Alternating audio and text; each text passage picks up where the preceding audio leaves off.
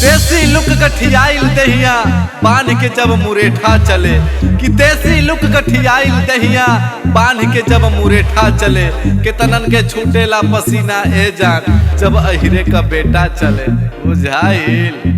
दिल बा दिलेर के याद जी जज्बा बसेर के याद जी चढ़ी जाला जे भी नजरिया पे मार ले घर के याद जी।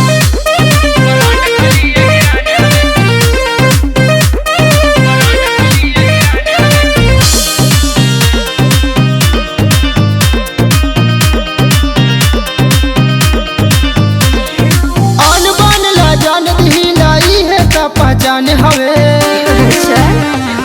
जात बहुत बा दुनिया में हो बरांड खाली यही रान हवे जात बहुत बा दुनिया में हो बरांड खाली यही रान हवे। तो क्यों कुछ बोल दी का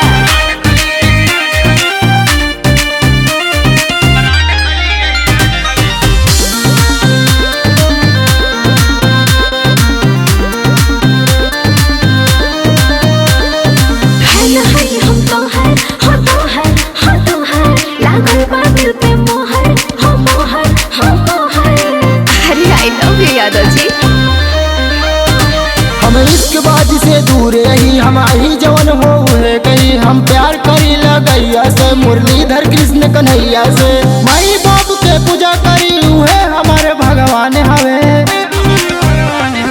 जात बहुत बा दुनिया में हो बरांड खाली यही रान हवे जात बहुत बा दुनिया में हो बरांड खाली यही रान हवे।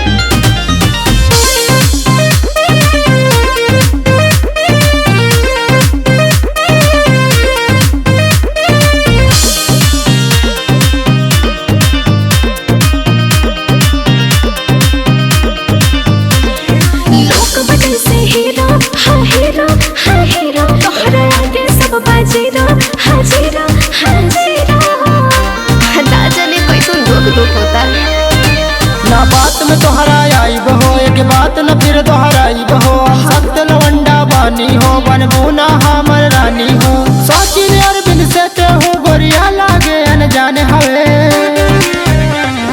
जात बहुत बा दुनिया में हो बरांड खाली यही रान हवे जात बहुत बा दुनिया में हो बरांड खाली यही रान हवे। तो सच बात।